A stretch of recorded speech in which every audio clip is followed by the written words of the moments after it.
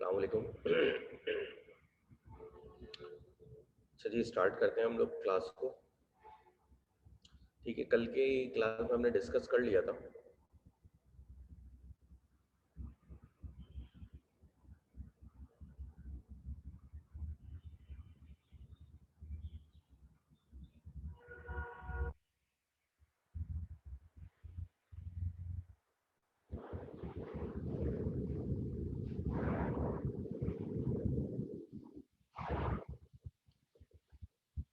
अच्छा, कल की क्लास में हमने डिस्कस कर लिया था ट्रांसफर ऑफ प्रॉपर्टी एक्ट, जिसमें हमने देख लिया था कि प्रॉपर्टी को ट्रांसफर करने के क्या क्या रूल्स है और किस तरह से आपकी ओनरशिप जो है वो ट्रांसफर हो सकती है। क्या हमने वो चीज़ भी पढ़ना बड़ी ज़रूरी थी कि ओनरशिप के साथ रिस्क ट्रांसफर हो जाता है।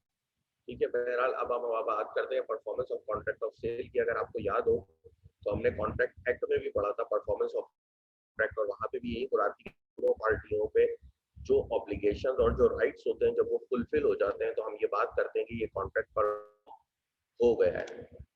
इसी तरह से जब मैं performance of contract of sale की बात करता हूँ तो ये दर हकीकत एम्फेसाइज करेगा सेलिंग को। और क्योंकि जब सेल का भी कॉन्ट्रैक्ट होता है तो हर पार्टी पे एक ऑब्लिगेशन आती है, एक राइट आता है। फॉर एग्जाम्पल, अगर मार्केट में आप मोबाइल परचेज करने जाते हैं तो शॉपकीपर पे ये ऑब्लिगेशन है कि वो आपको मोबाइल देगा और आपका ये राइट है कि आप उससे मोबाइल लेंगे, लेकिन आपकी भी एक ऑब्लिगेशन क्या कि आप उसको पेमेंट करेंगे। ठीक है, और उसका ये राइट है कि वो आपसे पेमेंट लेगा। तो दोनों पार्टियों में एक राइट होते हैं, कुछ ऑब्लिगेशन होती हैं। जब उनको पूरा कर दिया जाता है तो हम कहते हैं कि अब ये कॉन्ट्रैक्ट परफॉर्म हो गया है। इसी तरह से अगर हम सेल ऑफ गुड्स की मजीद बात करें तो इसमें अगर मैं अच्छे अल्फाज में थोड़ा कहूँ तो एक डिलीवरी ऑफ गुड्स होगी और दूसरे को एक्सेप्टेंस भी करनी होगी डिलीवरी की, और फिर जब पेमेंट की बात होगी तो पेमेंट भी करनी होगी। ठीक है, दोनों चीजें साइमल्टेनियसली है। कभी आप बाज़ औक़ात पेमेंट पहले कर रहे होंगे, गुड्स की डिलीवरी बाद में होगी। कभी आप गुड्स पहले डिलीवर कर रहे होंगे और पेमेंट बाद में होगी, लेकिन राइट्स एंड ऑब्लिगेशन दोनों सूरतों में आपके ऊपर आ रही होंगी, और जब वो कंप्लीट हो जाती है तो हम उसे कहते हैं कि ये कॉन्ट्रैक्ट ऑफ सेल परफॉर्म हो गया। तो यही सारी बातें हमने इस चैप्टर में पढ़नी है कि कितनी तरह की डिलीवरी है, क्या क्या चीजें हैं, किसे डिलीवरी कहते हैं, डिलीवरी से लिंक रूल क्या कहते हैं। ये तमाम बातें हम इस चैप्टर में डिस्कस करेंगे, और ये हमारा सेकंड लास्ट चैप्टर है सेल ऑफ गुड्स एक्ट। इसके बाद हमारा लास्ट चैप्टर है आपका। ठीक है, देखिए सबसे पहले मैं बात करूं डिलीवरी ऑफ गुड्स की, तो डिलीवरी कहते हैं जब भी आप वॉलंटरी कोई ट्रांसफर ऑफ पोजीशन करें। ठीक है, वॉलंटरी ट्रांसफर ऑफ पोजीशन को हम कहते हैं दर हकीकत डिलीवरी। ठीक है, वॉलंटरी ट्रांसफर, वॉलंटरी क्या है कि आप खुद से अगर कोई प्रोडक्ट किसी को डिलीवर कर पोजीशन ट्रांसफर करते हैं। फॉर एग्जाम्पल, एक मोबाइल मेरे पास था, मैंने खुद से अपने भाई को ट्रांसफर करा उसका पोजीशन, तो इसका मतलब है ये मैंने डिलीवरी करी है। ठीक है, क्या वॉलंटरी क्या करते हैं, आप ट्रांसफर ऑफ पोजीशन करते हैं तो हम कहते हैं कि ये आपने एक डिलीवरी करी है। अगर वो पोजीशन वॉलंटरी ना हो, किसी गन पॉइंट पे लिया गया हो, थेफ्ट की सूरत में लिया, देखिए अगर आप थेफ्ट भी करते हैं तो पोजीशन तो आपके पास आ जाता है। अगर आप गन पॉइंट पे भी किसी से कोई चीज लेते हैं तो भी पोजीशन आपके पास आ जाता है। ठीक है, तो दोनों सूरत हाल में पोजीशन आपके पास आ रहा है।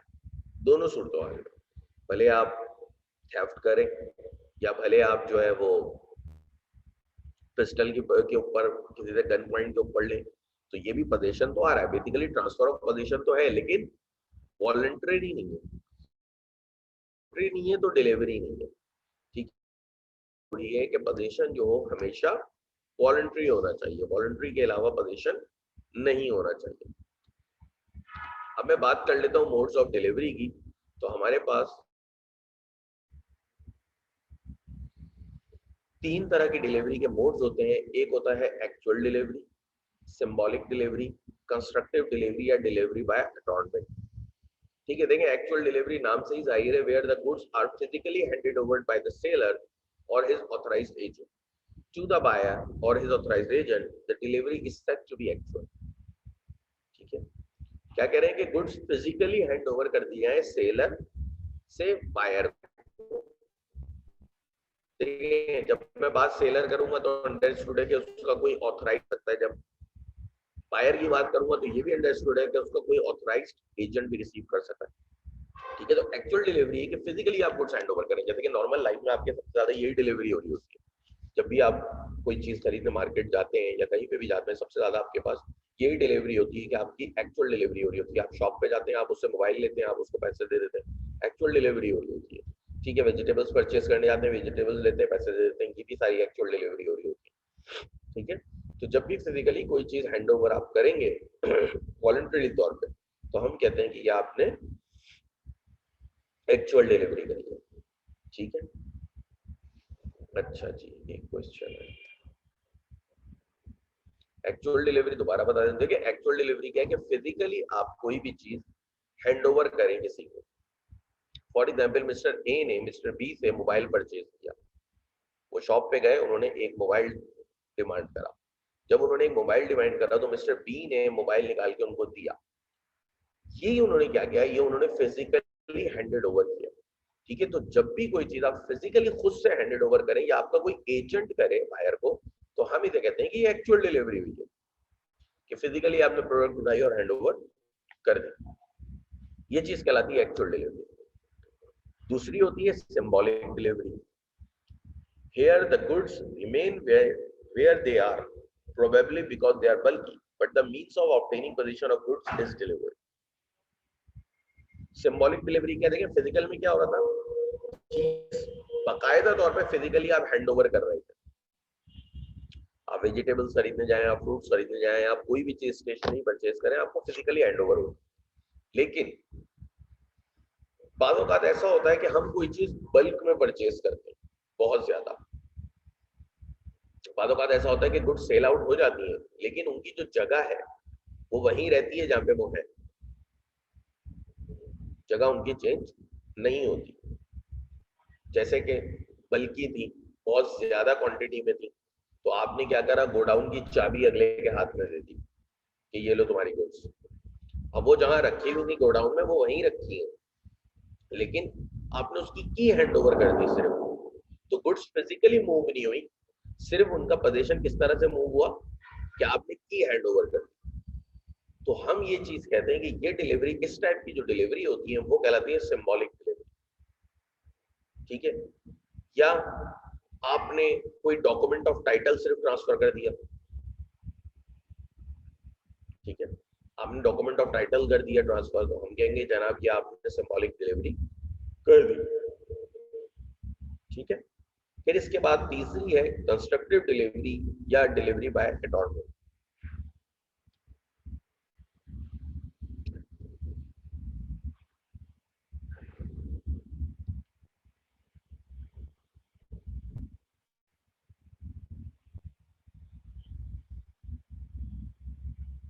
एक मिनट,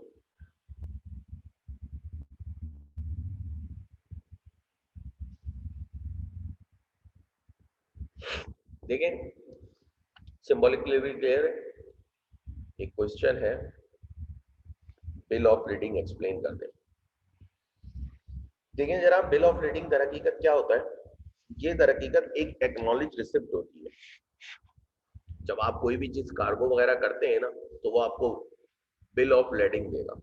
जब कोई भी चीज आप कुरियर कंपनी को देते हैं, पब्लिक करियर को देते हैं ट्रांसफर करने के लिए, तो वो आपको एक रिसिप्ट देता है एक्नॉलेज, जिसको हम कहते हैं ये बिल ऑफ लेडिंग है।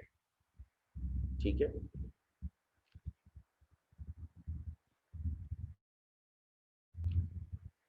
बोलते हैं कंस्ट्रक्टिव डिलीवरी या डिलीवरी बाय। देखें such a delivery takes place when the person in possession of goods of the seller acknowledges in accordance with the seller orders that he holds the goods on behalf of the buyer and the buyer has assented to it.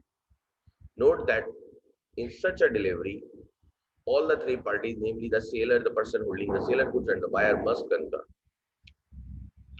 Constructive delivery क्या होती है, जैसे कि आपने अपनी कुछ goods है वो थर्ड पार्टी को आउटसोर्स करके रखवाई हुई है, थर्ड पार्टी वेयर हाउस में। आपको पता होगा वेयर हाउसेज अक्सर रेंट पे भी ले लिए जाते हैं जब आपके पास गुड्स वगैरह रखवानी होती है।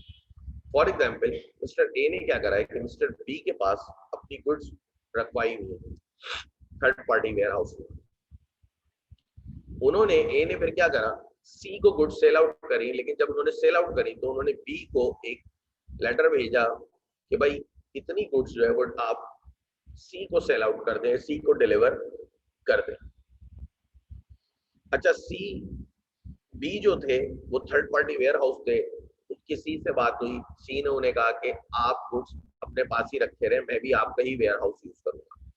तो बी ने जस्ट क्या किया, अपने रजिस्टर में से उन गुड्स के ऊपर जहां ए का नाम लिखा था काट के उन्होंने सी का नाम लिख दिया। इस तरह की डिलीवरी कहलाती है दर हकीकत कंस्ट्रक्टिव डिलीवरी या डिलीवरी बाय अटॉर्नमेंट। कि such a delivery take place when the person in possession of the goods of the seller acknowledges in accordance with the seller order that he holds the goods on behalf of the buyer and the buyer has assented to it। कि जो शख्स seller के behalf पे goods hold किया हुआ था वो seller को कहेगा कि हाँ मैंने गुड्स डिलीवर कर दी और अब मैं ये गुड्स बायर के बिहाफ पे होल्ड किया हुआ। तो जस्ट उसने अपने रजिस्टर में नेम चेंज किया होता है। तो ऐसी डिलीवरी को हम कहते हैं कि ये डिलीवरी बाय अटॉर्नमेंट है या ये कंस्ट्रक्टिव डिलीवरी है।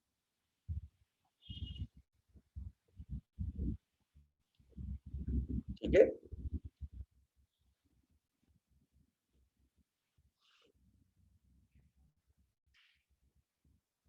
क्लियर है ये बात? तो हम रूल्स पे चलते हैं।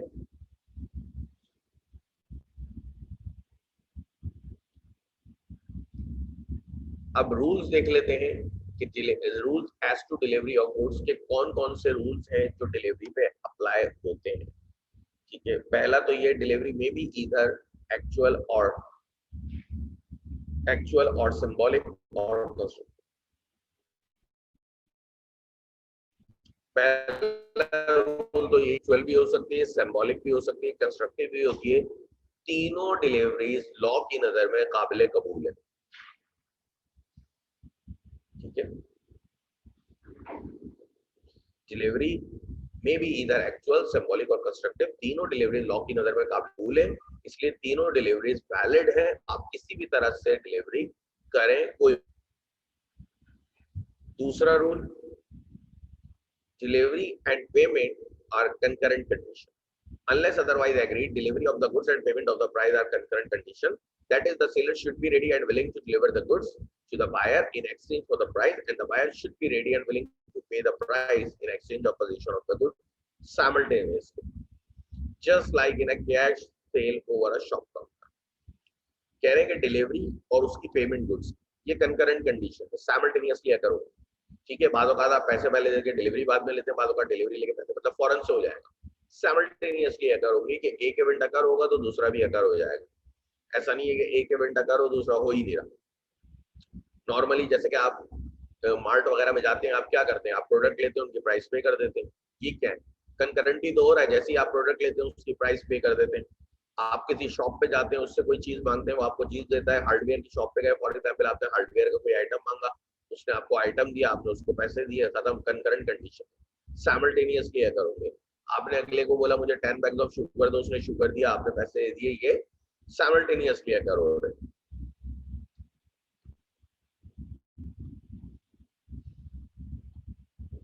देखिए, a delivery of goods,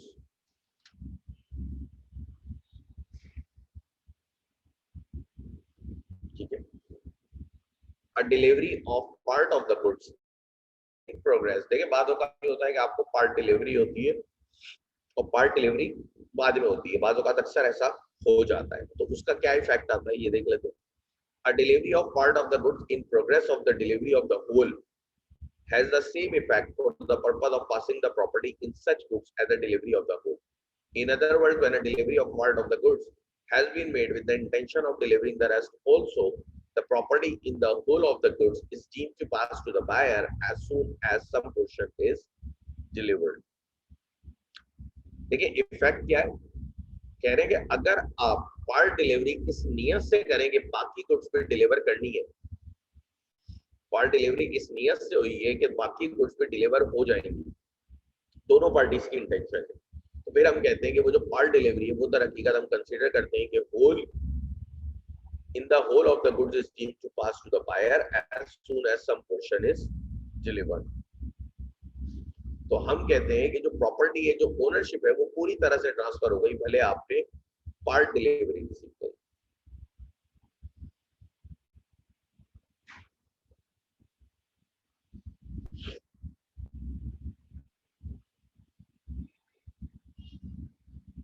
ठीक है,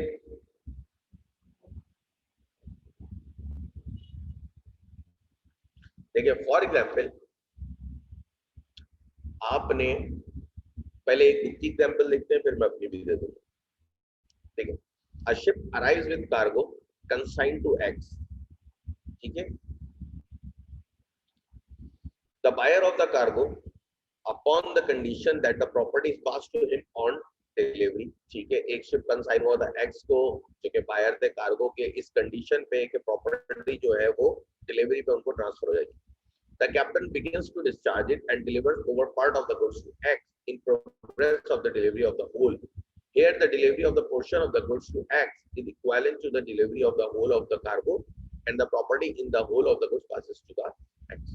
ठीक है, एक कंसाइनमेंट आया जो X ने मंगाया था। अब वो कंसाइनमेंट में ये था कि डिलीवरी के वक्त ये कंसाइनमेंट जो है ये इसकी प्रॉपर्टी ट्रांसफर हो जाएगी। अब वो कैप्टन ने शिप के कंसाइनमेंट को डिस्चार्ज करना शुरू करा, तो लाजमी बात है पूरा कंसाइनमेंट एक साथ तो शिप खाली हो ही जाएगा, टाइम लगेगा। तो एक सम पोर्शन उसने डिलीवर करा, तो हमने कहा कि ये कंप्लीट डिलीवरी, कंप्लीट प्रॉपर्टी जो है वो ट्रांसफर हो गई है तमाम गुड्स पे एक्स की। मतलब ठीक है, कुछ गुड्स अभी उसकी कार्गो में ही रखी हुई है और कुछ गुड्स उसके बाद डिलीवर हो गई है, लेकिन हम ये कहेंगे कि कंप्लीट ओनरशिप जो है वो अब मिस्टर एक्स की हो गई है, क्योंकि देखिए कैप्टन ने जो उसको डिलीवरी दी है वो किस इंटेंशन से दी दोनों पार्टीज की, कि बाकी भी उन्हें मिलेगी, ठीक है। फॉर एग्जाम्पल आप एक शॉप पे जाते हैं, आप एक शॉप पे जाते हैं और वहां पे 100 बैग्स ऑफ शुगर का ऑर्डर देते हैं, 100 बैग ऑफ शुगर का ऑर्डर देते हैं और उसकी पेमेंट कर देते हैं, ठीक है, पूरा 100 बैग। 50 बैग्स वो आपको डिलीवर करता है, ठीक है। बाकी आप बोलते हैं अभी कुछ देर में लूंगा या कैसे भी लूंगा, जैसे भी आप कहते हैं, वो पार्ट डिलीवरी आपको होगी। लेकिन हम कंसीडर ये करेंगे कि पूरे 100 बैग्स की ओनरशिप आपकी होगी, ठीक है। हम ये कंसीडर करेंगे पूरे बैग्स की डिलीवरी आपकी होगी। फॉर एग्जाम्पल जैसे आप खाना पकाने वाले को 10 डेग ऑर्डर करते हैं, ठीक है, वो आपको 5 डेग की डिलीवरी दे देता है, बाकी की 5 इंटेंशन क्या है दोनों की कि आपको मिलेगी, तो हम यही कहेंगे कि पूरे 10 की आपको मिल गई, आप बाकी की 5 रिजेक्ट नहीं कर सकते, क्योंकि पूरा एक ही कॉन्ट्रैक्ट आपने किया था होल। लेकिन अगर ये इस तरह से हुआ था कि जब तुम एक बैग ऑफ शुगर मुझे दोगे तो मैं उसकी प्राइस तुम्हें दूंगा, तो इसका मतलब है ये होल कॉन्ट्रैक्ट नहीं है, ये पार्ट कॉन्ट्रैक्ट ही है। तो ठीक है, अगर आपने 100 बैग्स की बात करी और अगले ने बोला 10 बैग्स आपको डिलीवर करे और आपने उन 10 की सिर्फ प्राइस पे करी, तो बाकी के 90 आप मना कर सकते हैं कि नहीं भाई मैं मजीद डिलीवरी आपसे नहीं ले सकता। लेकिन अगर 100 बैग्स की आपने कॉन्ट्रैक्ट किया और 100 बैग्स की प्राइस पे करी और उसने 10 डिलीवर करे और बाकी के 90 भी वो ऐसा ऐसा कर रहा है, तो हम यही कंसीडर करेंगे कि पूरे 100 पे आपकी ओनरशिप आ चुकी है, ठीक है। तो क्लियर हो रही है बात कि जब भी इंटेंशन ऑफ पार्टीज ऐसी हो कि आधी डिलीवरी के बाद उनकी इंटेंशन यही हो कि हम बाकी की भी करेंगे, ठीक है, या बाकी की भी हम कर रहे हैं, तो हम ये कहते हैं ये जो पार्ट डिलीवरी है ये to the whole of the contract है।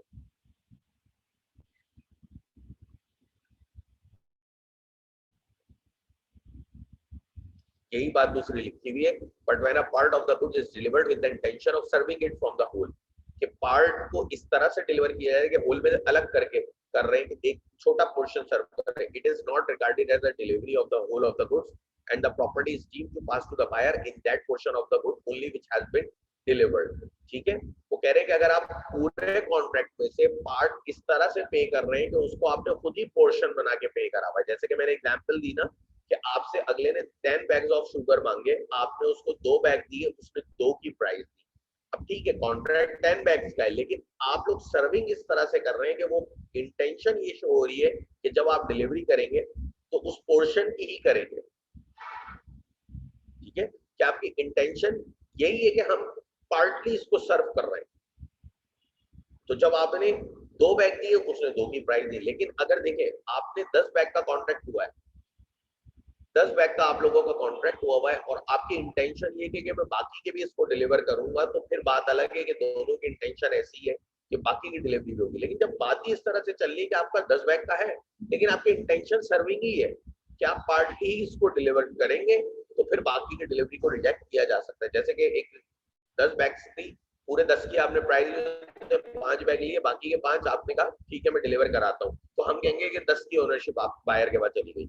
लेकिन देखें आपने 5 बैग डिलीवर करे उसने 5 की प्राइस पे करी, आपने छठा बैग डिलीवर करा उसने छठे की प्राइस पे करी। अगर इस तरह से चल रहा है तो इसका मतलब ठीक है कॉन्ट्रैक्ट तो 10 बैग्स का था, लेकिन आप लोगों की इंटेंशन यही है कि हम सर्विंग में देंगे और सर्विंग में पेमेंट लेते रहेंगे, तो यहाँ पे जितना पोर्शन बायर को डिलीवर्ड हुआ है उतने ही पोर्शन तक ओनरशिप भी ट्रांसफर हो। ठीक है जनाब, उतने ही पोर्शन तक। अब मजीद देखें लास्ट पैरा में क्या लिखा है, it may be emphasised that the above stated rules are applicable only when passing of property has been dependent on delivery of goods. In fact, these rules are declaratory to the general law relating to transfer of property. कह रहे हैं कि देखिए ये वाला point rules of delivery में हम emphasise तभी करेंगे जब कॉन्ट्रैक्ट इस तरह का हुआ हो कि डिलीवरी के वक्त ओनरशिप ट्रांसफर होगी। क्योंकि देखिए अगर डिलीवरी के वक्त ओनरशिप ट्रांसफर होने का नहीं है तो फिर तो कोई मसला ही नहीं है ना, आप पार्ट में डिलीवर कर रहे हो या होल्ड डिलीवर कर रहे हो, ओनरशिप तो रहनी सेलर के पास है, फिर तो कोई मसला ही नहीं है। जब ओनरशिप की कंडीशन कोई, फॉर एग्जांपल ओनरशिप की कंडीशन ये थी कि जब प्राइस पे होगी तो ओनरशिप ट्रांसफर होगी, तो फिर तो पार्ट डिलीवरी करें होल्ड डिलीवरी करें हमें कोई मसला ही नहीं है ना। क्यों? क्योंकि रिस्क तो तब ट्रांसफर होगा जो प्राइस पे होगी, उसका डिलीवरी से कोई लेना देना ही नहीं, आप पार्ट में ले आप होल्ड में ले। इस कंडीशन को हम एम्फसाइज ही तब करेंगे जब आपने अपनी टर्म्स एंड कंडीशन रखी हो कि डिलीवरी ओनरशिप जो है वो डिलीवरी पे ट्रांसफर होगी, तो इसकी इंपॉर्टेंस बढ़ जाती है। क्यों? क्योंकि अब रिस्क एसोसिएट हो गया किसके साथ, डिलीवरी के साथ। लेकिन अगर कंडीशन ये थी कि प्राइस के वक्त ओनरशिप ट्रांसफर होगी तो रिस्क एसोसिएट अलग है, डिलीवरी से रिस्क एसोसिएट हो ही नहीं रहा। ठीक है, तो ये एक बात याद रखेंगे।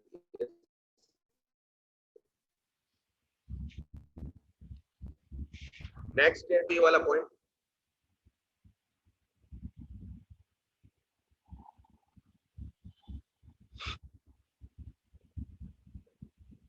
अच्छा जी, नेक्स्ट है buyer to apply for the delivery. देखें ये बड़ी आसान सी बात है, although it is the duty of the seller के ये सेलर की ड्यूटी होती है कि वो गुड्स डिलीवर करेगा, लेकिन डिलीवरी हमेशा बायर डिलीवरी डिमांड नहीं करता, तो सेलर बाउंड भी नहीं है कि उसको गुड्स डिलीवर्ड करे। ठीक है, डिलीवरी हमेशा डिमांड होगी जो कि बायर करेगा, यही बात इसमें। Although it is the duty of the seller to deliver the goods according to the contract, yet he is not bound to deliver them until the buyer applies for delivery. It is the duty of the buyer to demand delivery, and if he fails to give the seller for non-delivery, the parties may however agree otherwise. अब देखिए ये जो last line लिखी है, the parties may however agree otherwise, इसका मतलब है कि लॉ तो ये कह रहा है, लेकिन अगर पार्टीज चाहे तो कुछ नहीं, बायर डिलीवरी डिमांड नहीं करेगा, ऑन टाइम सेलर ने खुद ही गुड्स को डिलीवर करना है। ठीक है, लेकिन लॉ ये कहता है नॉर्मली अगर कुछ नहीं लिखा एग्रीमेंट आपका साइलेंट है तो लॉ कहता है कि बायर हमेशा डिलीवरी डिमांड करेगा, और अगर बायर डिलीवरी डिमांड नहीं करता तो सेलर पे वो सूट वगैरह नॉन डिलीवरी का फाइल, अदरवाइज ठीक है उसकी ड्यूटी तो है, लेकिन वो बाउंड तभी होता है जब बायर डिलीवरी डिमांड करेगा, डिलीवरी अप्लाई करेगा।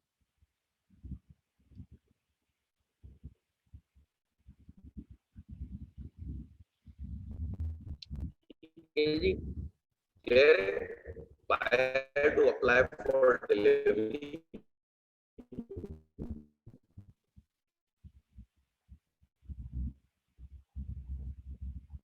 दोबारा बता देता हूँ, फोरहेड स्टूडेंट ने पूछा है। देखिए सेलर की ये ड्यूटी है कि वो गुड्स डिलीवर्ड करे, लेकिन डिलीवरी हमेशा पहले डिमांड की जाएगी और डिमांड करेगा बायर। जब तक बायर डिलीवरी डिमांड नहीं करेगा नॉन डिलीवरी का सूट भी फाइल नहीं कर सकता। बायर की ये जिम्मेदारी है, बायर के लिए जरूरी है कि वो हमेशा डिलीवरी डिमांड करे। मतलब हाँ लॉ ने इसमें रिलैक्सेशन दिया हुआ है कि अगर पार्टी चाहे तो कोई और कंडीशन डिसाइड कर सकती है। फॉर एग्जांपल पार्टीज कह सकती है कि नहीं सेलर जो है वो खुद से गुड्स डिलीवर्ड करेगा, बायर डिमांड नहीं करेगा, ये कर।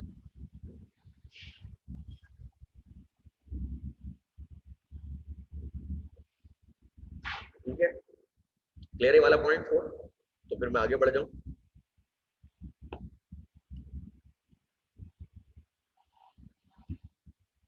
अच्छा जी, आगे चलते हैं।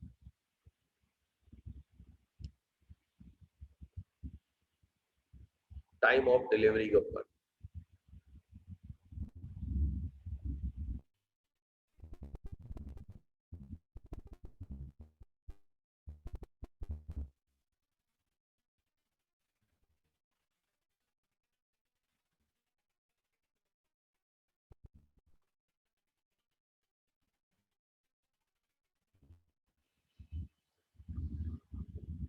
The goods to the buyer, but no time for sale. Further demand of delivery by the buyer or the tender of delivery by the seller should be made at a reasonable hour. What is a reasonable hour is a question of time. देखिए पहली time of delivery already contract में decide हो गई, ठीक है। अगर time of contract आपने उसी टाइम डिलीवरी करनी है जो कि डिसाइडेड टाइम है, क्योंकि आपने याद है, अगर आपको आपने पढ़ा होगा कि बाद ऑफ टाइम जो है वो एसेंस ऑफ कॉन्ट्रैक्ट भी बन जाता है और बाद of time essence of contract नहीं रहता,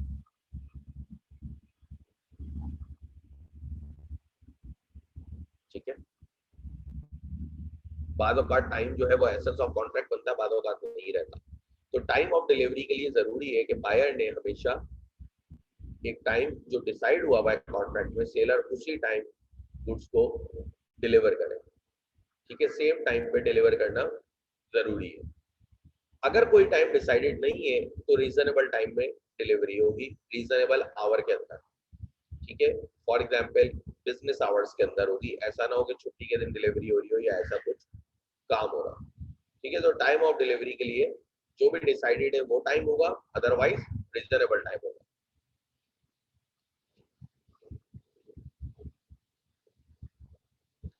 नेक्स्ट है आपके पास प्लेस ऑफ डिलीवरी।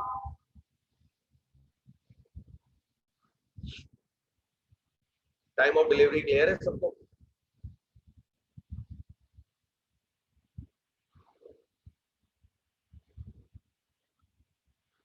है जनाब? टाइम ऑफ डिलीवरी तक क्लियर हो गया? बता दे कोई एक स्टूडेंट ताकि फिर मैं आगे चले जाऊं।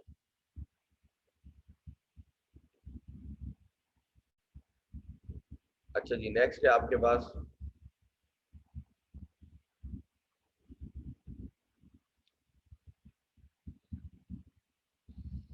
Place of delivery. की डिलीवरी का प्लेस क्या होना चाहिए? The place of delivery may be stated in the contract of sale and where it is so stated the goods must be delivered at the name place during business hours on a working day.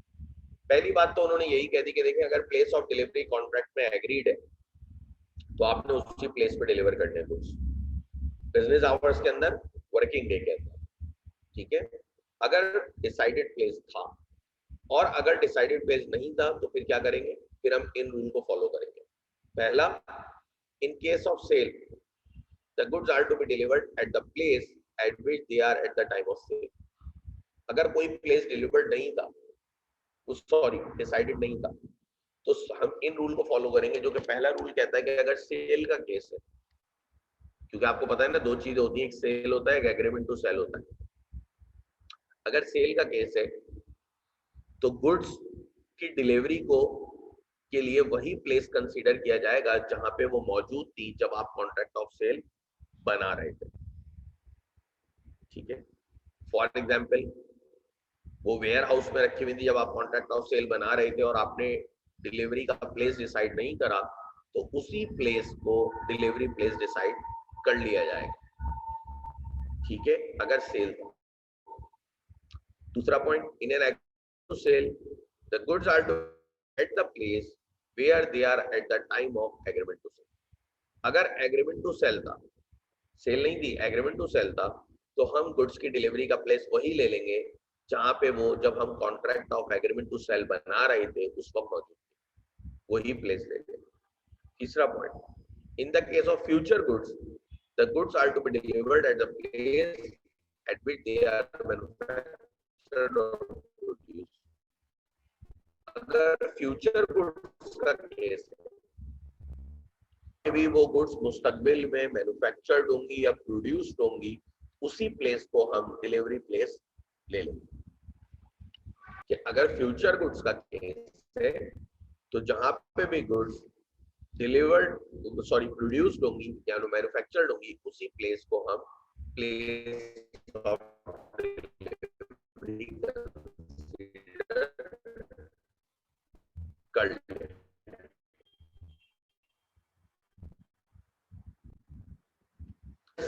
goods agrees to deliver them at his own risk, at a buyer must nevertheless, unless otherwise agreed, take any risk of deterioration in goods of necessarily incidental to the course of transit. अगर seller अपनी मर्जी से जो decided place है उससे हटा के goods कहीं और देगा तो सारा रिस्क सेलर का ही है डिलीवरी के टाइम पे, बायर का कोई रिस्क नहीं है। वो अलग बात है कि बायर कुछ और डिसाइड कर ले, लेकिन बायर का ऐसा कोई रिस्क नहीं है। पॉइंट 3 है फ्यूचर गुड्स का, कि जब फ्यूचर गुड्स की बात होगी और डिलीवरी प्लेस डिसाइड नहीं होगा तो फ्यूचर गुड्स आपको पता है या तो मैन्युफैक्चर्ड होती है या प्रोड्यूस्ड होती है फ्यूचर में जाके, तो हम उसी प्लेस को ले लेंगे जहां पे वो मैन्युफैक्चर्ड होगी कभी या वो प्रोड्यूस्ड होगी, हम उसी प्लेस को प्लेस ऑफ डिलीवरी कंसीडर करेंगे। लेकिन याद रखिएगा ये तीनों पॉइंट तब फॉलो होंगे जब आपने डिलीवरी प्लेस डिसाइड नहीं किया हुआ हो। अगर डिसाइड किया हुआ है तो उसी जगह डिलीवर्ड कर देते। सातवां, डिलीवरी ऑफ गुड्स, ठीक है,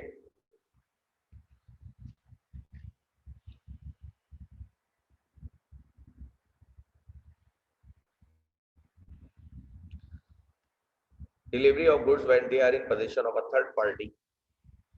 अब देखें ये वही वाला सीन हो गया कंस्ट्रक्टिव डिलीवरी वाला, के पास औकात आपने गुड्स क्या करी हुई है, किसी के पास रखवाई हुई है थर्ड पार्टी सोर्स के पास, और वहां से आप गुड्स जो है वो सेल आउट करते हैं। ये वही पॉइंट आ गया कि जब भी गुड्स थर्ड पार्टी के पोजीशन में हो तो डिलीवरी किस तरह से होगी। Where the goods at the time of sale are in a possession of a third person, there is no delivery by the seller to the buyer unless and until such third person acknowledges to the buyer that he holds the good on his behalf. अगर third party के position में goods थी और seller ने third party को कहा कि अब तुम ये गुड्स बायर को डिलीवर कर दो, तो आपको पता है क्योंकि उसी के गोडाउन में थी। अब जब वो एक्नॉलेज करेगा सेलर को कि हाँ अब मैं ये गुड्स बायर के बिहाफ पे अपने पास होल्ड कर रहा हूं, तो हम कहेंगे कि अब ये डिलीवरी हो गई है, और यही कंस्ट्रक्टिव डिलीवरी भी कहलाती है। ठीक है, जब भी कंस्ट्रक्टिव डिलीवरी होगी तो याद रखें इसमें तीनों पार्टीज का कॉन्सेंट होना जरूरी है, तीनों पार्टीज का कॉन्सेंट चाहिए। बायर भी कहेगा कि हाँ ये शख्स मेरे बिहाफ पे गुड्स रखा हुआ है, और आपका जो वेयर हाउस का बंदा था जो थर्ड पार्टी आउटसोर्स आपने किया हुआ था वो भी कहेगा कि हाँ जी मैंने अब बायर के बिहाफ पे ये गुड्स रखी हुई है। तीनों पार्टीज का कॉन्सेंट जरूरी होता है, तो फिर जाके कंस्ट्रक्टिव डिलीवरी हो जाती है। तो समझ गए, अगर थर्ड पार्टी के पोजीशन में गुड्स थी तो वो तभी ट्रांसफर होगी, तभी हम उसको कहेंगे कि डिलीवर्ड हो गई, जब थर्ड पार्टी ये कॉन्सेंट दे के हाँ मैंने गुड्स बायर के बिहाफ पे अब होल्ड करी हुई है, और बायर भी कहे कि हाँ इसने मेरे बिहाफ पे अब गुड्स होल्ड करी हुई है। या तो इस चीज का कोई डॉक्यूमेंट हो या ओरली ये कहेंगे, जैसे भी होगा, लेकिन तीनों का कॉन्सेंट होना उस पर जरूरी है, तो हम कह देंगे कंस्ट्रक्टिव डिलीवरी।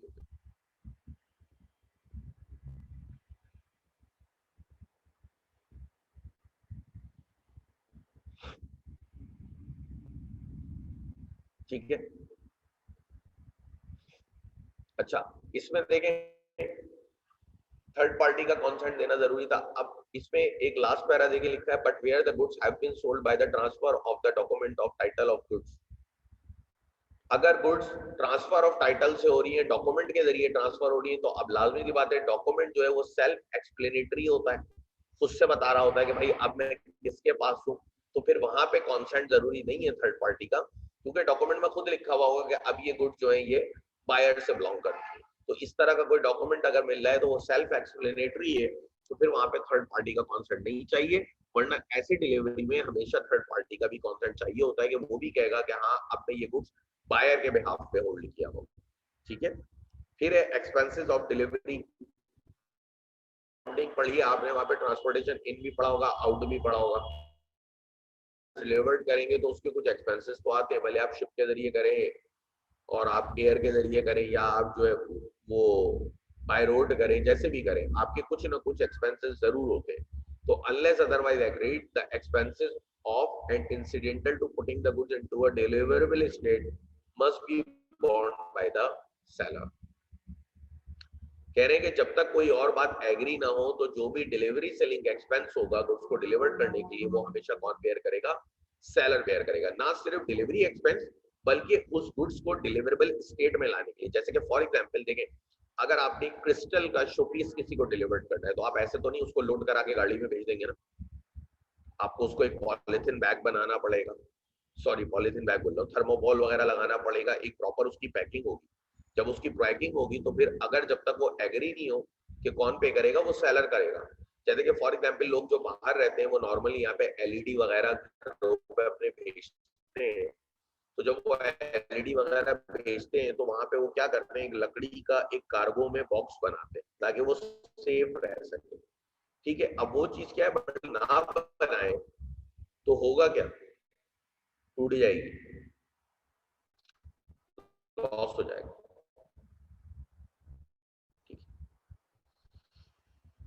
तो जब तक वो बॉक्स के बारे में एग्री ना हो कि वो बायर पे करेगा, तो जिम्मेदारी किसकी, सेलर की।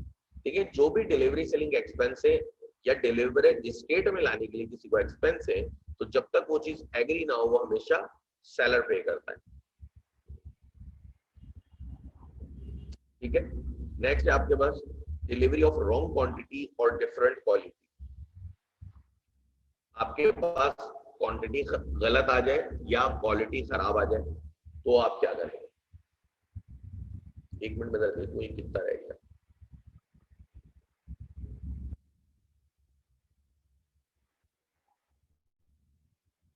एंड हो जाएगा ये chapter.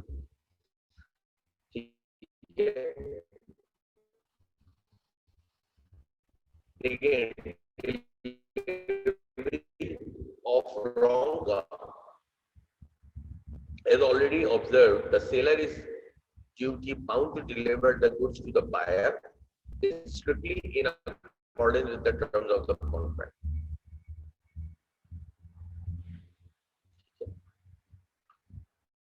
As already bound to deliver the goods to the buyer is strictly in accordance with the terms of the contract.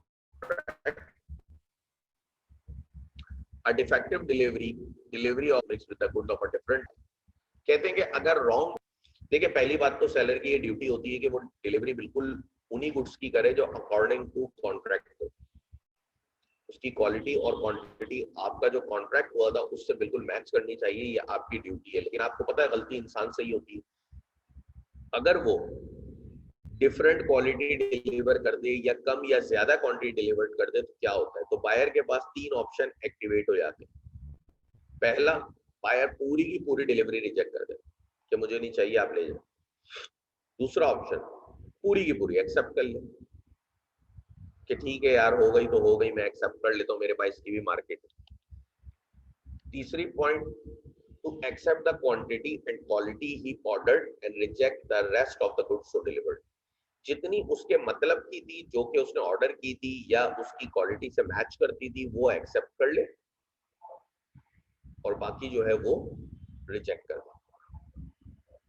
तो ये तीनों ऑप्शन उसके पास आते हैं कि या तो वो पूरा रिजेक्ट कर दे या पूरा एक्सेप्ट कर ले, या जितनी उसकी मर्जी की थी वो एक्सेप्ट कर ले और जो क्वालिटी उसको लग रहा है डिफरेंट है, सही नहीं है, वो तमाम वो रिजेक्ट कर दे। अब मजीद आगे बढ़ते हैं इसमें, ये तीन ऑप्शन तो हमने डिस्कस कर लिए कि उसके बाद ये तीन ऑप्शन आते हैं। ठीक है, मजीद आगे बढ़ते हैं। Remember that in case of rejection of goods because of defective delivery, the buyer is not bound to return them to the seller, but it is sufficient if it intimates to the seller that if he refuses to accept them. पहली बात तो उन्होंने यही कर दी कि ये भी याद रखिएगा कि किसी भी तरह से हो सकती है ना, रॉन्ग क्वांटिटी हो सकती है, रॉन्ग क्वालिटी हो सकती है, कुछ भी हो सकती है, और बायर उसको रिजेक्ट करना चाह रहा है, रिटर्न करना चाह रहा है, रिजेक्ट कर रहा है, बायर एक्सेप्ट नहीं कर रहा, तो बायर को जरूरी नहीं है कि वो गुड्स वापस करे जाके सेलर को। सेलर के नोटिस में सिर्फ ये बात ले आया कि भाई मैं ये गुड्स आपकी एक्सेप्ट नहीं कर रहा,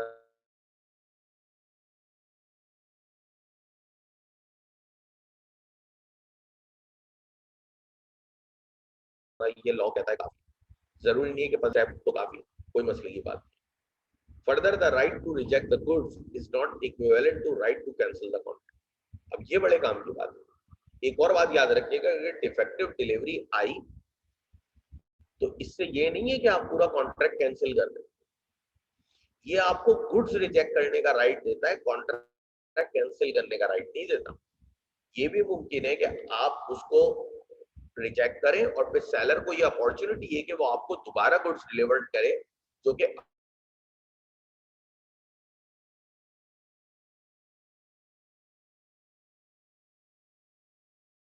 according to the terms and contract. Quantity या कैसी भी सूरत में अगर डिफेक्टिव डिलीवरी आती है तो ठीक है, वो रिजेक्ट कर सकता है, लेकिन कॉन्ट्रैक्ट कैंसिल नहीं कर सकता। सेलर के पास अपॉर्चुनिटी है कि वो दोबारा गुड्स को अकॉर्डिंग टू द आपको डिलीवर्ड करेगा। ठीक है, और पहला पॉइंट ये था कि ये भी याद रखें कि गुड्स अगर आपने रिजेक्ट करी है डिफेक्टिव डिलीवरी की बेस पे तो मना करना जरूरी है।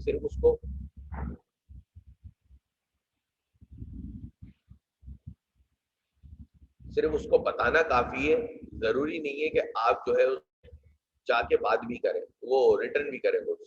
सिर्फ आप उसकी नॉलेज में ले आए सेलर की कि ये गुड्स मैं रिजेक्ट करता हूँ, मैं एक्सेप्ट नहीं कर रहा, ये काफी है। रिटर्न करना जरूरी नहीं है कि फिजिकली दोबारा। और दूसरी बात कि आपको ये राइट रिजेक्ट करने का आता है, कॉन्ट्रैक्ट कैंसिल करने का नहीं आता। आप एक दफा गुड्स रिजेक्ट कर दें, सेलर को अपॉर्चुनिटी मिलेगी कि वो दोबारा आपको डिलीवर्ड करे according to the description. Second para है, where the buyer accepts the goods, he must pay for what he has actually accepted the contract rate. In case the buyer accepted the short delivery, he is entitled to claim damages for the same product. The seller is negligible, the court does not take on the account.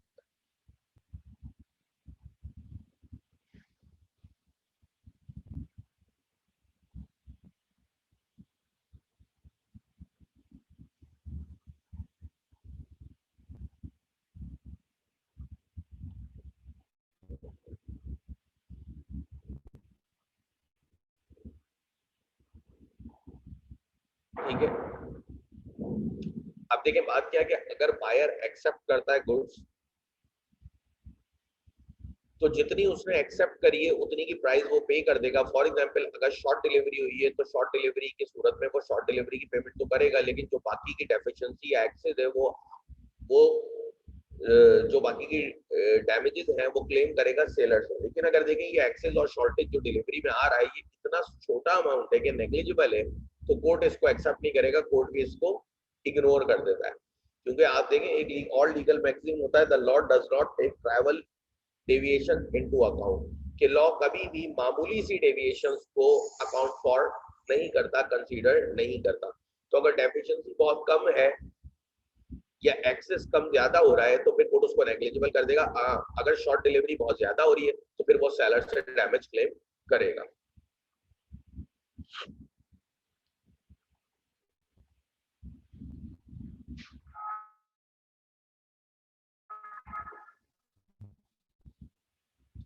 Last para में कह रहा था कि अगर buyer accept कर लेता है part of the delivery, अगर बायर एक्सेप्ट कर रहा है डेफिशिएंसी को देगा जो कि उस पर अप्लाई हो रहा होगा, जैसे मतलब जितना अमाउंट एक्सेप्ट करा है उतने की पेमेंट करेगा, और जो भी शॉर्ट डिलीवरी उसने एक्सेप्ट करी है उसका डैमेज वो सेलर से क्लेम करेगा। ठीक है, लेकिन अगर डैमेज वो जो शॉर्ट डिलीवरी का अमाउंट क्वांटिटी है वो बड़ी कम है, नेग्लिजिबल है, इग्नोरेबल है, तो उसको फिर इग्नोर कर दिया जाता है। कोर्ट भी उसको उस पर कोई डैमेज नहीं मिलता, क्योंकि कोर्ट भी बहुत मामूली से जो डेविएशन होते हैं उनको इग्नोर कर देता है। ये लीगल मैक्सिम है, the law does not take trivial deviation into account, कि जो मामूली से डेविएशन होते हैं उनको कोर्ट कभी भी कंसीडर नहीं करता।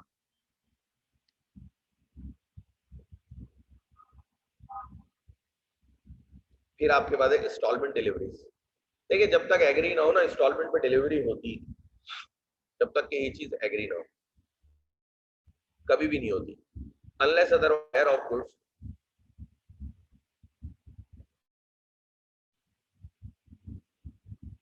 ठीक है, unless otherwise agreed, the buyer of goods is not bound to accept delivery thereof by installment. If the parties so agree, then only the delivery of the goods may be made by installment.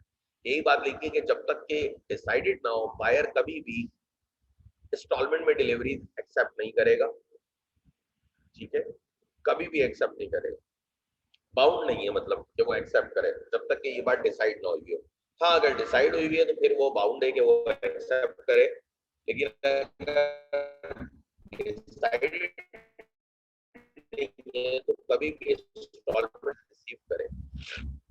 When the parties agrees that the delivery is to be made by installments and each installment is to be separately paid for, and either buyer or seller commits a breach contract in respect of one or more installment, there arises a question as to whether such a breach amounts to a breach of the whole of the contract or breach of only part of it. Okay, the answer to this question depends upon the terms of the contract and the circumstances of the case. Unless otherwise agreed, the following two factors must be borne in mind deciding the whole matter. देखिए, पहली बात तो उन्होंने यही कही कि जब तक के डिसाइडेड ना हो कभी भी इंस्टॉलमेंट में डिलीवरी एक्सेप्ट करने के लिए बायर जो है वो बाउंड नहीं है. लेकिन अगर डिसाइडेड है तो फिर वो एक्सेप्ट करेगा. लेकिन अब मसला ये है कि अगर आपका कॉन्ट्रैक्ट हुआ है कि हर इंस्टॉलमेंट सेपरेटली पे हो, पहली इंस्टॉलमेंट डिलीवरी रिसीव हुई, मैंने वो पे कर दी, दूसरी रिसीव हुई, पे कर दी. अब यहाँ पे एक मसला है. मसला ये है कि जब इंस्टॉलमेंट में सेल हो रही है, आपको डिलीवरी भी इंस्टॉलमेंट में रिसीव हो रही है, पेमेंट भी आप वैसे ही कर रहे हैं. तो अब एक मसला ये आता है, फॉर एग्जांपल मैंने एक कॉन्ट्रैक्ट करा कि मैं 10,000 बैग्स आपसे शुगर के परचेज करूंगा. आपने कहा ठीक है, 1,000 की 10 इंस्टॉलमेंट्स आई. पहली इंस्टॉलमेंट आई, मैंने उसकी पेमेंट करी, दूसरी आई, मैंने उसकी पेमेंट करी. अब मसला ये है कि अगर फॉर एग्जांपल कोई इंस्टॉलमेंट क्वालिटी वाइज खराब आ जाती है या मैं पेमेंट नहीं कर पाता, तो क्या ये ब्रिज जो है ये सिर्फ उसी इंस्टॉलमेंट तक महदूद रह जाएगा या पूरे कॉन्ट्रैक्ट का ब्रिज होगा? फॉर एग्जांपल तीसरी डिलीवरी मुझे नहीं मिली इंस्टॉलमेंट 1,000, तो क्या बाकी के 7,000 का कॉन्ट्रैक्ट भी खत्म हो गया या वो 1,000 तक ही महदूद रहा? क्वेश्चन. अब ठीक है, बात समझ में आ रही है कि अगर एक इंस्टॉलमेंट में मसला आता है, अगर एक इंस्टॉलमेंट में मसला आता है तो क्या सिर्फ उस इंस्टॉलमेंट तक ही कॉन्ट्रैक्ट खत्म होगा या पूरा ही?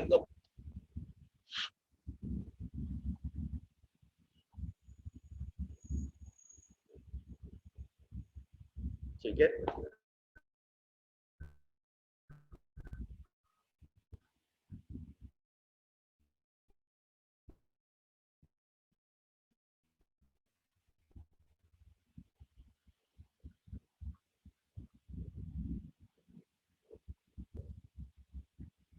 ये बात तो मैंने करी कि जब तक एग्री, हाँ अगर कॉन्ट्रैक्ट में एग्री है तो फिर अलग बात है. ठीक है, अगर कॉन्ट्रैक्ट में एग्री है तो फिर अलग बात है, फिर तो लेनी पड़ेगी. लेकिन अब मसला ये कि अगर इंस्टॉलमेंट आती है मैं उसको पे कर देता हूँ, हर इंस्टॉलमेंट मैं सेपरेटली पे कर रहा हूँ. फॉर एग्जाम्पल पहली इंस्टॉलमेंट आई, मैंने पे करा, दूसरी आई, पे करा, तीसरी आई तो तीसरी मेरी मतलब की नहीं थी, मैंने पे नहीं करा और मैंने वो इंस्टॉलमेंट रिजेक्ट कर दी. लेकिन अब सवाल यहाँ पे ये उठता है कि क्या वो पूरा कॉन्ट्रैक्ट फिर खत्म हो जाएगा या सिर्फ वो इंस्टॉलमेंट रिजेक्ट हो? ये है क्वेश्चन.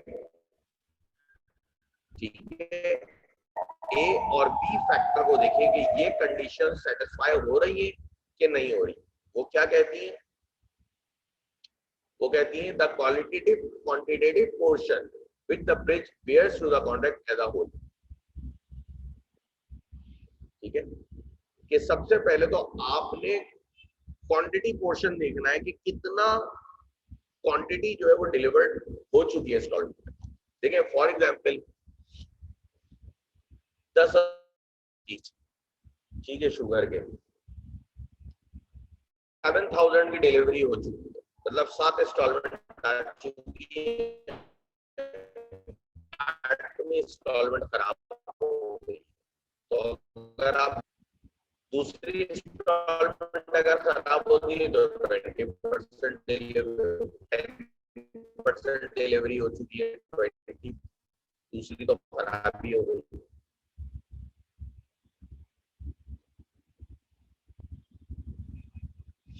ठीक है, बात समझ में आ रही है कि अगर हमने बात ये करी कि अगर आपकी एक कॉन्ट्रैक्ट है जो कि इंस्टॉलमेंट में डिलीवरी आ रही है और अगर इंस्टॉलमेंट में मसला आ जाता है तो फिर क्या आपका पूरा कॉन्ट्रैक्ट कैंसिल होता है कि सिर्फ वो इंस्टॉलमेंट वाली इंस्टॉलमेंट कैंसिल होगी। ये चीज का आंसर हम ढूंढ रहे हैं, तो इस चीज का आंसर हमें मिलेगा जब हम दो कंडीशंस को देखें। पहली ये है कि हमने देखना है क्वांटिटेटिव पोर्शन,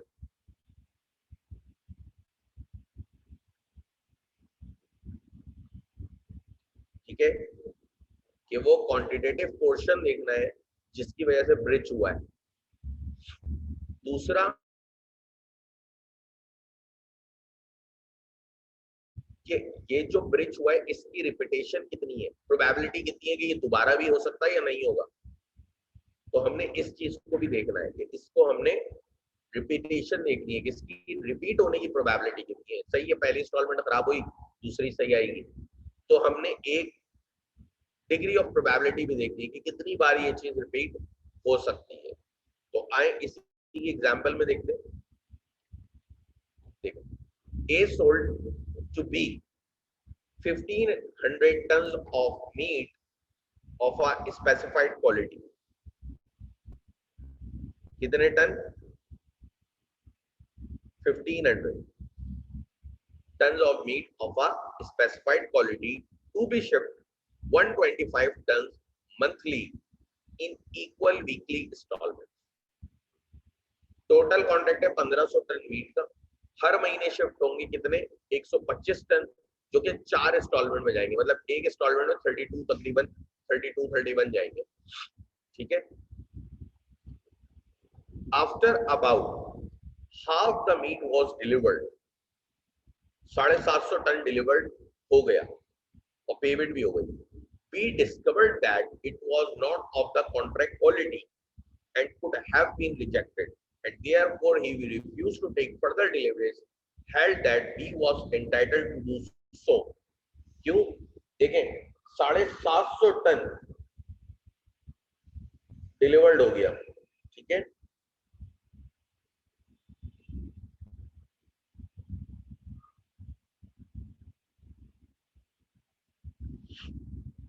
साढ़े 700 टन डिलीवर्ड हो गया, मतलब आधा। अगर पोर्शन देखें तो 50% डिलीवर्ड हो चुका है, और फिर रिपीटेशन भी देखें कितनी ज्यादा आई है, क्योंकि उसने 750 टन खराब करा। इसका मतलब है मुख्तलिफ उसने जो पहली वाली पूरी शिपमेंट 50% भेजी है वो सब खराब है। तो दोनों कंडीशन देखें, पहली थी कि हमने प्रोपोर्शन देखना है, प्रोपोर्शन देखें तो 50% आ रहा है, दूसरी डिग्री ऑफ रिपीटेशन भी बहुत ज्यादा है, ठीक है। तो इस वजह से बी जो है आप बोल सकते हैं कि मैं मजीद आपसे डिलीवरी नहीं लूंगा। लेकिन देखें, अगर जिस तरह से कॉन्ट्रैक्ट था कि 1500 टन मीट देना है और 125 टन मंथली आना है और वीकली की 4 इंस्टॉलमेंट है, मतलब 30 टन वीकली आना है या 31 टन वीकली आना है, सॉरी, ठीक है। अगर ऐसा था, अब पहली 31 टन की इंस्टॉलमेंट आती और वो खराब निकलती और बी कहते मैं फर्दर डिलीवरी नहीं ले सकता, तो ये बात दुरुस्त नहीं थी। क्यों? क्योंकि देखें, एक तो 31 को प्रोपोर्शनेट करेंगे जब आप 1500 से, तो एक तो अमाउंट बहुत कम है, क्वांटिटी बहुत कम है, दूसरा डिग्री ऑफ रेपुटेशन भी कम है, पहली दफा ही करी है उसने, अगली डिलीवरी को सही देने लगेगा। तो ये दोनों पॉइंट्स हमने चेक करने होंगे। क्लियर है यहां तक?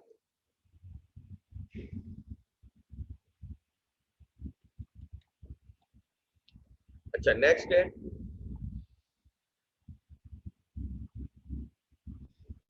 है delivery of career illustration. Again explain कर दूं, 1 मिनट कर देता हूं। देखो, इलस्ट्रेशन क्या कह रही थी? इलस्ट्रेशन कह रही थी कि तुमने 1500 टन ऑफ मीट जो है वो मिस्टर ए ने कहा मिस्टर बी को मैं सेल करूंगा, जिसमें से मैं हर महीने हर हफ्ते आपको 31 टन की डिलीवरी दूंगा। अभी half of the meat delivered हुआ था, मतलब टोटल 750 टन डिलीवर्ड हो गया था। तो बी को ये फील हुआ कि जो मीट इसने 750 टन डिलीवर्ड करा इंस्टॉलमेंट्स में और पेमेंट भी हुई है उसकी, वो एक तो क्वालिटी भी उसकी डिफरेंट है, वो क्वालिटी नहीं है जो हमारी डिसाइडेड हुई, डिफरेंट क्वालिटी है। तो बी मजीद मना कर सकते हैं कि मैं आगे की इंस्टॉलमेंट नहीं लूंगा, क्योंकि देखिए दोनों कंडीशंस की बेस पर डिसीजन लिया। पहला, कवरेज कितनी हो चुकी है, कितने प्रोपोर्शन आप डिलीवरी रिसीव कर चुके हैं, तो आप 50% रिसीव कर चुके हैं। दूसरा, डिग्री ऑफ रेपुटेशन कितनी है खराब इंस्टॉलमेंट्स की, तो आप देख लें इतनी ज्यादा खराब इंस्टॉलमेंट है कि 50% तक आपकी इंस्टॉलमेंट खराब रही, तो आप मजीद कर सकते हैं। लेकिन अगर मैं बात करूं, इसको थोड़ा सा चेंज करूं, मैं बोलूंगा 1500 टन था, पहली इंस्टॉलमेंट आई 30 टन की, और वो 30 टन की इंस्टॉलमेंट खराब थी और अब आप कहेंगे मैं आपसे फर्दर डिलीवरी नहीं लूंगा, तो ये बात काबिल कबूल नहीं है, क्योंकि एक तो प्रोपोर्शन बहुत कम आ रहा है, 31 डिवाइड बाय 1500, प्रोपोर्शन बहुत कम आ रहा है। दूसरी बात, अभी डिग्री ऑफ रेपुटेशन भी नहीं हुआ, सिर्फ पहली दफा ही हुआ, ठीक है, तो फिर हम नहीं करें। तो ये दोनों पॉइंट्स की बेस पे हमने डिसाइड करना है कि हम करेंगे कि नहीं करेंगे। नेक्स्ट है डिलीवरी टू करियर और वार्ड फिंगर। जी फवाद साहब पूछे।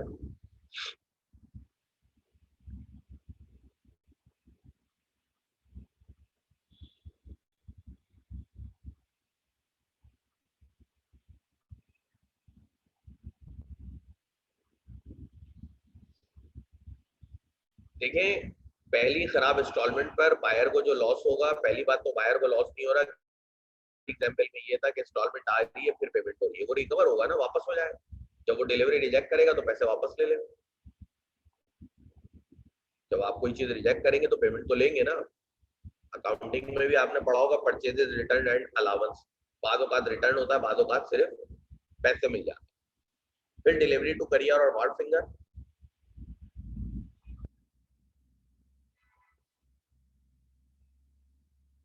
Where the seller is authorized or required to send the goods to the buyer, the delivery of the goods to a courier, whether named by the buyer or not, for the purpose of transmission to the buyer or delivery of goods to the ward finger for safe custody is prima facie deemed to be the delivery of the goods to the buyer.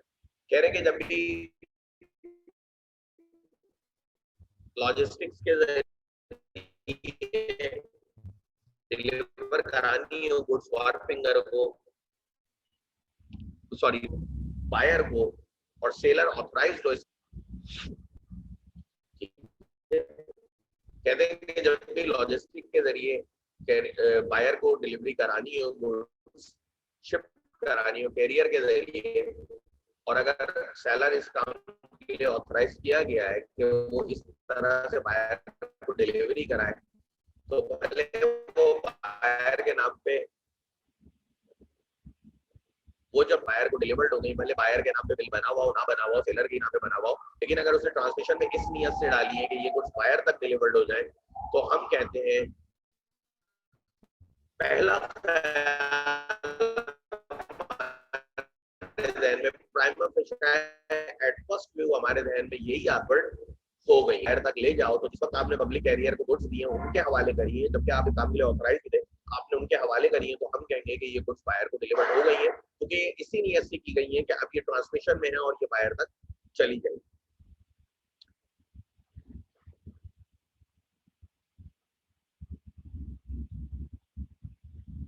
ठीक है, देखिए delivery to career और one finger, जब आपको goods seller को career के जरिए किसी ट्रांसपोर्टेशन बायर को, ठीक है, और बायर ने उसको इस काम के लिए ऑथराइज किया है, तो भले वो बायर के नाम पे बिल बनवाए या अपने नाम पे बिल बनाए, लेकिन अगर वो गुड्स कैरियर कंपनी को दे देता है ट्रांसमिशन के लिए कि अब आप ये बायर की तरफ ले जाएं, तो जिस तारीख को ट्रांसमिशन हो गई, ठीक है, अब कुछ सेलर की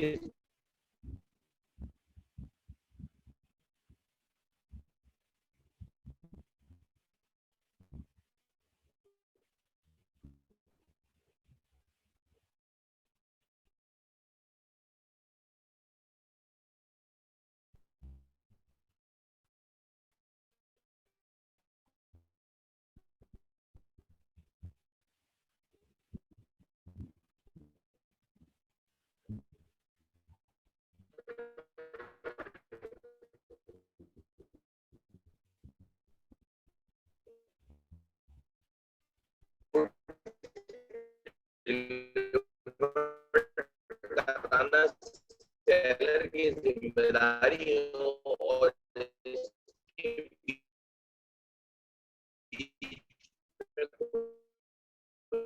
कैरियर कंपनी यूज होती है कोई ट्रांसपोर्टेशन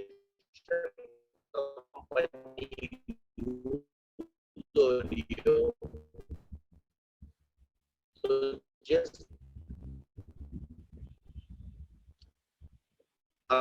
सेलर की इसमें कोई ड्यूटी है, unless the buyer required to dispatch the goods at owner rates.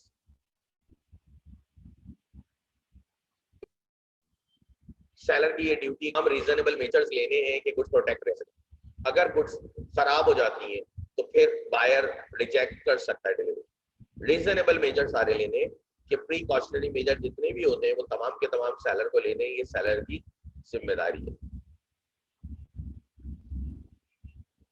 ठीक है, सेलर ड्यूटी अगेन एक्सप्लेन कर देता हूँ। सेलर की ये ड्यूटी है कि जब उसको गुड्स डिलीवर्ड करनी है तो उसकी गुड्स की प्रोटेक्ट, तो रास्ते की वजह से कुछ आगे पीछे ऊपर नीचे होने से वो टूट भी सकती है, डैमेज भी हो सकती है, कुछ भी हो सकता है।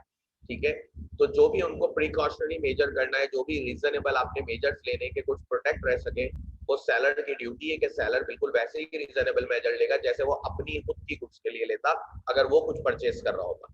ठीक है, अगर वो ऐसा नहीं करता और गुड्स कुछ टूट डैमेज हो जाती है तो बायर डिलीवरी को रिजेक्ट भी कर सकता है।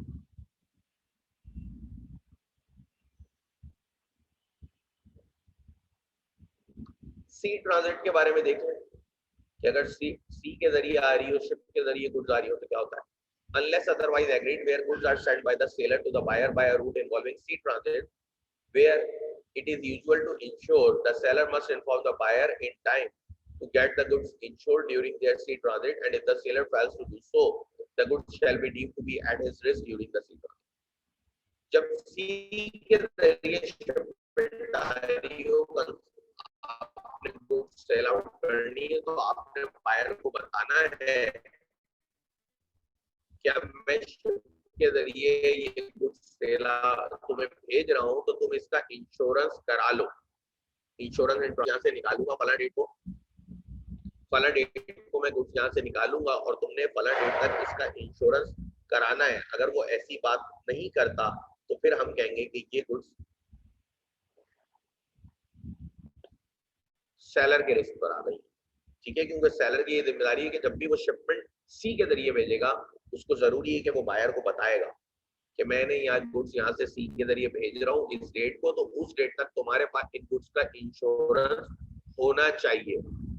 ठीक है, अगर वो ये टाइम बताने में नाकाम रहा तो फिर अगर उन गुड्स को कुछ हो जाता है रास्ते में तो वो सेलर की जिम्मेदारी है, उसको डिलीवरी कंसिडर नहीं किया जाता। फिर है liability of buyer for neglecting or refusing to take delivery of goods.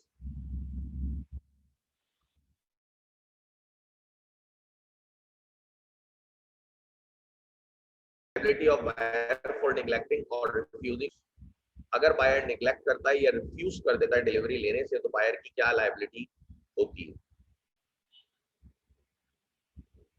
When the seller is ready and willing to deliver the goods and requests the buyer to take delivery and the buyer does not within a reasonable time after such request take delivery of the goods, he becomes liable to the seller for any loss occasioned by his neglect or refusal to take delivery and also a reasonable charge for the care and custody of the goods.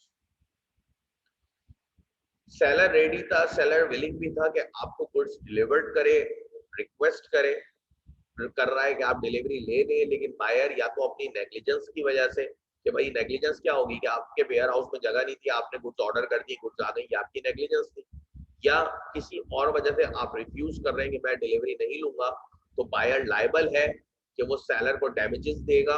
और अगर कोई safe custody के लिए seller ने कोई insurance वगैरह कोई भी चीज खरीदी तो वो भी उसको पे ऑफ करेगा, ये बायर पे लायबिलिटी है। ठीक है जी, यहाँ पे आपके डिलीवरी के रूल्स एंड हो रहे हैं। कुछ पूछना है तो मुझसे पूछ लें, 12 रूल्स थे, कुछ पूछना चाहते हैं तो पूछ लें, मैं उसको बता देता हूँ।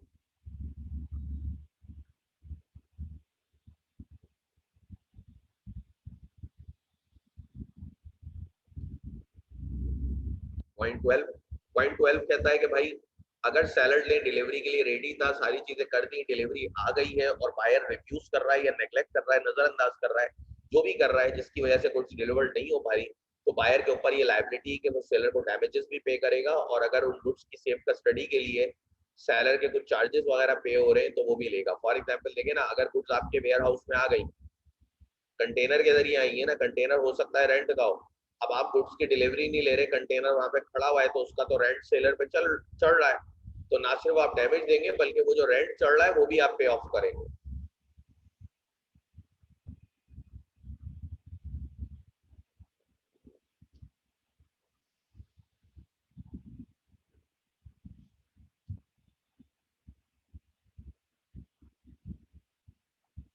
ठीक है, चलें जी, बस यहाँ तक क्लियर है, बाकी मैं आगे चलता हूँ।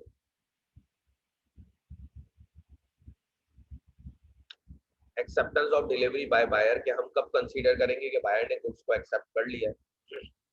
बड़ी भी चीज है, आपने पढ़ी है, दोबारा पढ़ा देता हूँ। The mere fact that the buyer has taken the delivery of the goods does not amount to acceptance of them.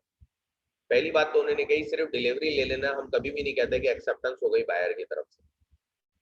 सिर्फ गुड्स की अगर कोई शख्स डिलीवरी ले लेता है तो हम कभी भी नहीं कहते कि उसने गुड्स एक्सेप्ट भी करनी, क्योंकि आपको पता है इंस्पेक्शन भी होती है, और जब इंस्पेक्शन तो वो तब तक नहीं कर सकता जब तक वो डिलीवरी एक्सेप्ट ना करे।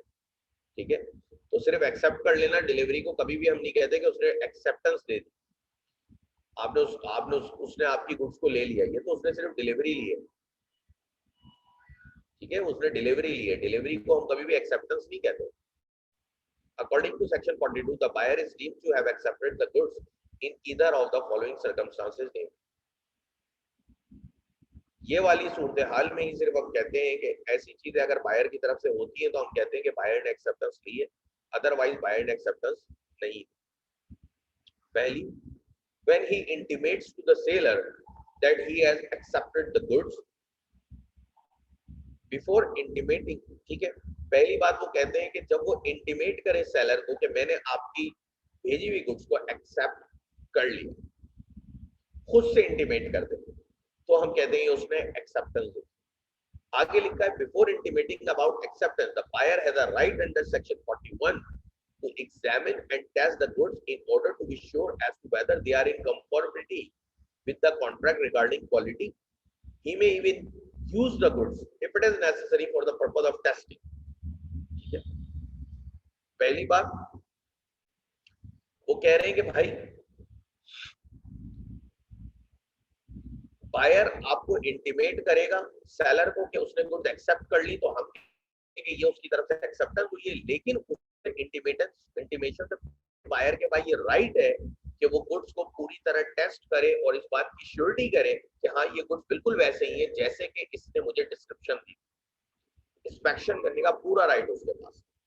ठीक है, बाज़ औकात इंस्पेक्शन इस हद तक चली जाती है कि आपको गुड्स यूज करके देखनी पड़ती, जैसे कि इसमें लिखा है, फॉर एग्जांपल अगर कोई शख्स आपको बाइक सेल कर रहा है और वो बोल रहा है कि 1 लीटर में ये बाइक जो है 35 किलोमीटर चलती है, वो ऐसी आपसे बात कर रहा है, तो अब आप हो सकता है इस चीज को चेक करने के लिए उसमें 1 लीटर फ्यूल डलवाते उसको चेक करें कि हाँ ये 35 किलोमीटर चल रही है कि नहीं चल रही, तो फिर ही आप डिसाइड करेंगे ना कि हाँ ये बिल्कुल बिल्कुल जो है कंप्लाइंस कर रही है कॉन्ट्रैक्ट के टर्म्स के साथ ये बात, क्योंकि उसने बात ऐसी करी थी। तो लाजमी है कि जब भी आप सेलर को इंटीमेट करेंगे तो ये भी है कि आप एग्जामिन करें पहले। दूसरा point, when he does any act in relation to the goods which is inconsistent with, ये वही बात लिखी है कि वो कोई ऐसा एक्ट कर दे जिस एक्ट के तहत लगे कि हाँ इसने गुड्स को एक्सेप्ट कर लिया। फॉर एग्जांपल आपने उसको गुड्स डिलीवर्ड करी, उसने गुड्स को आगे सेल आउट करना शुरू कर दिया। जब उसने आगे सेल आउट करना शुरू कर दिया तो इसका मतलब क्या है, आपकी एक्सेप्ट करी है तभी तो सेल आउट कर रहा है, वरना सेल आउट करता ही। क्लियर है ये बात। तीसरा और लास्ट पॉइंट है, when after the lapse of a, तीसरा और लास्ट पॉइंट है आपका,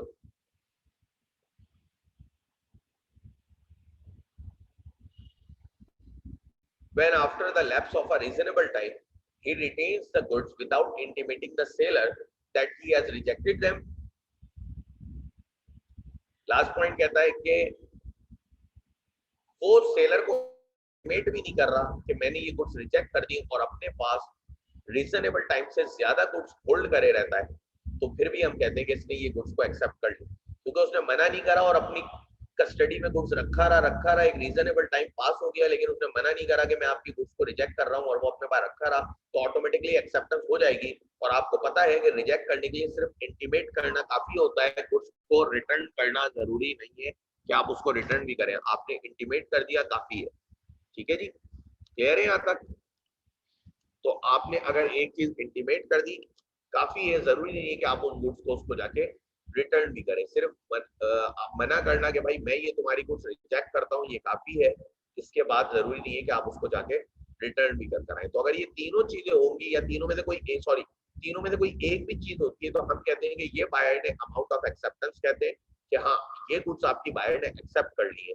लेकिन अगर सिर्फ डिलीवरी ले रहा है बायर, तो डिलीवरी लेने को हम कभी भी लॉ जो है वो एक्सेप्टेंस नहीं कहता। ठीक है, याद रखिएगा, डिलीवरी लेने को लॉ कभी भी एक्सेप्टेंस नहीं कहता। हाँ ये आपने पहले भी पढ़ा है, लेकिन ये दोबारा आया था तो मैंने इसलिए दोबारा पढ़ा दिया कि अच्छा आपको रिपीट भी हो जाएगा। ठीक है, अब हमारा सेल ऑफ गुड एक्ट का 11 पॉइंट बता दें करियर वाला। देखिए जी, करियर वाले पॉइंट में ये था कि जब भी सेलर को आप ऑथराइज करेंगे, यार तुम मुझे तो कैरियर कंपनी के जरिए किसी भी भिजवा दो मुझ तक, तो सेलर ने इस तारीख को कैरियर कंपनी को गुड्स डिलीवरी डेट कंसीडर कर ली जाएगी, भले कैरियर कंपनी का बिल सेलर के नाम पे बना हुआ या बायर के नाम पे बना हुआ, इससे कोई लेना देना नहीं है। जिस तारीख को उसने कैरियर कंपनी को गुड्स डिलीवर करी, उसी तारीख को हम ले लेंगे कि ये जो है गुड्स पहुंच गई बायर तक, डिलीवरी डेट वही लेंगे। अच्छा, इसमें जो है वो सेलर की कुछ जिम्मेदारी है कि उसमें रीजनेबल मेजर्स लेने, सारे बिल्कुल वैसे ही जैसे कि वो अपनी गुड्स को प्रोटेक्ट करने के लिए लेता। अगर वो ऐसे नहीं लेता रीजनेबल मेजर, और जो गुड्स है वो डैमेज हो जाती है, डैमेज हो जाती है, फिर बायर डिलीवरी को रिजेक्ट कर सकता है। फिर भेजेंगे तो जिस तारीख को आपने शिप में वो चीजें सी ट्रांजिट में, जिस तारीख में आपने शिप के जरिए उसको भेजना है, जिस शिप में लोड करानी है, वो तारीख आपने बायर को बतानी है, और बायर से कहना है कि इस तारीख तक तुम्हारा सी इंश्योरेंस जो मैरीन इंश्योरेंस होता है वो तुम ले लो, क्योंकि अगर वो लेना जरूरी होता है, क्योंकि अगर आप नहीं ले तो आपकी कुछ बहुत ज्यादा लॉस आपको बेयर कर सकते हैं, तो बहुत जरूरी चीज है वो। तो वो डेट बताना सेलर का काम है। अगर सेलर बताने में डेट नाकाम रहता है और बायर इस वजह से इंश्योरेंस नहीं ले पाता और गुड्स को कुछ हो जाता है, तो लॉस बायर का नहीं होगा, लॉस सेलर का होगा, सेलर से कॉम्पनसेशन लिया जाए। कल की क्लास नहीं है, ठीक है, कल क्लास नहीं होगी। देखिए, अगर right of disposal of goods ने रिजर्व कर लिया तो इसका मतलब डिलीवरी तो हुई नहीं। हमने तो बात ही यही करी थी, ट्रांसफर ऑफ प्रॉपर्टी, सॉरी हाँ डिलीवरी हो जाएगी, डिलीवरी हो जाएगी, ट्रांसफर नहीं होगी, प्रॉपर्टी ट्रांसफर नहीं होगी, डिलीवरी हो जाएगी, भले वो राइट ऑफ डिस्पोजल अपने पास रख ले, ठीक है, डिलीवरी हो जाएगी, ट्रांसफर ऑफ प्रॉपर्टी नहीं होगी। लेकिन देखिए, अगर कॉन्ट्रैक्ट में ये था कि डिलीवरी पे ही हमने डिपेंड कराया हुआ था ट्रांसफर ऑफ प्रॉपर्टी को, तो फिर वो ये राइट नहीं रख सकता कि अगर आपने ये डिपेंड कराया हुआ था कॉन्ट्रैक्ट के जब डिलीवरी दोगे उसी वक्त ओनरशिप ट्रांसफर होगी, तो फिर वो ये राइट नहीं रख सकता, क्योंकि अगर वो ये राइट रखता है तो ओनरशिप कभी भी ट्रांसफर नहीं होगी। ठीक है, बाकी नॉर्मल डिलीवरी के लिए तो रख सकता है, क्योंकि देखिए ये रूल डिलीवरी से लिंक है, ओनरशिप से लिंक नहीं है, ये आप गुड्स को डिलीवर कर रहे हैं।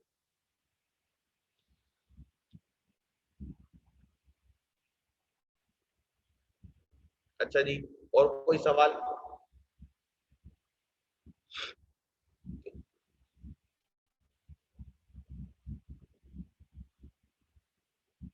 हाँ ये मुझे याद है, तो मैं 6 एमसीक्यूज के आंसर भेज दे, कल भेज दूंगा तुम्हें,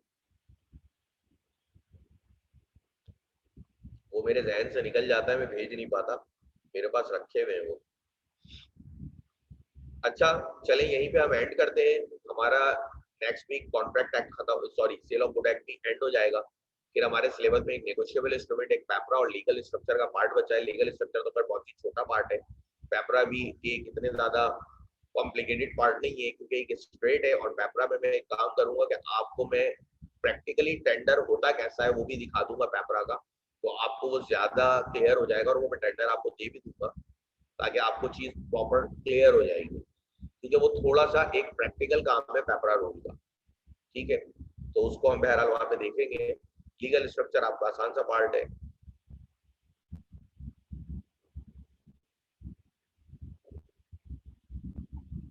देखिए, आपका जो सिलेबस कवरेज कितने परसेंट हो गया, अगर मैं कवरेज पे बात करूं तो मेरे ख्याल से अभी आपका 55% कवरेज हुआ होगा। लेकिन देखें, ये 55% कवरेज ज्यादा टाइम लेता है। अब कॉन्ट्रैक्ट एक्ट का मेरे ख्याल से 25% का एरिया, ठीक है, सिलेबस में आपके। लेकिन अगर उसी 25% को आप पेपरा से कंपेयर करेंगे तो पेपरा बहुत छोटा एरिया है, वो भी 25% रखता है, और कॉन्ट्रैक्ट एक्ट इतना बड़ा है, वो भी 25% वेटेज रखता है। ठीक है, फिर इसके अलावा अगर लीगल स्ट्रक्चर को आप कंपेयर करें सेल ऑफ गुड एक्ट से या नेगोशिएबल से, तो लीगल स्ट्रक्चर भी 10% रखता है, नेगोशिएबल भी 10% रखता है। हालांकि अगर मैं बात करूं तो लीगल स्ट्रक्चर 2 क्लास में खत्म हो जाएगा। हालांकि सेल ऑफ गुड्स में 2 क्लासें नहीं लगी है, ज्यादा क्लासें लगी है, लेकिन 10-10% दोनों रखते हैं। ठीक है, तो कवरेज के हिसाब से तो 55%, लेकिन इसी वाले 55 में टाइम लगता है। बाकी ये मतलब इस 65% सिलेबस में आपके टाइम लगता है, जो कि मर्केंटाइल लॉ का पार्ट है। उसके बाद जो आपका 35 है पेपरा और लीगल स्ट्रक्चर, उसमें इतना टाइम नहीं लगता क्योंकि वो बड़े स्ट्रेट पार्ट है, उसमें कोई इतनी ज्यादा कॉम्प्लिकेशन नहीं है और आसान सी चीज है। ठीक है, तो उसमें इतना टाइम नहीं लगता।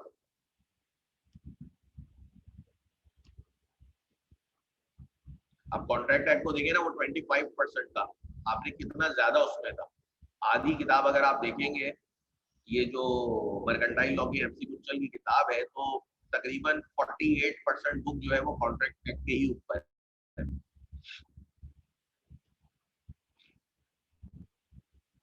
लेकिन आप टेंशन नहीं ले, सिलेबस आपका अच्छा खासा कवर है। आप खुद देखेंगे जब आपका पेपर और लीगल स्ट्रक्चर शुरू होगा तो कितनी जल्दी वो छोटा सा पार्ट है और उसके कवरेज ज्यादा दी हुई है, तो वो फौरन से हो जाएगा।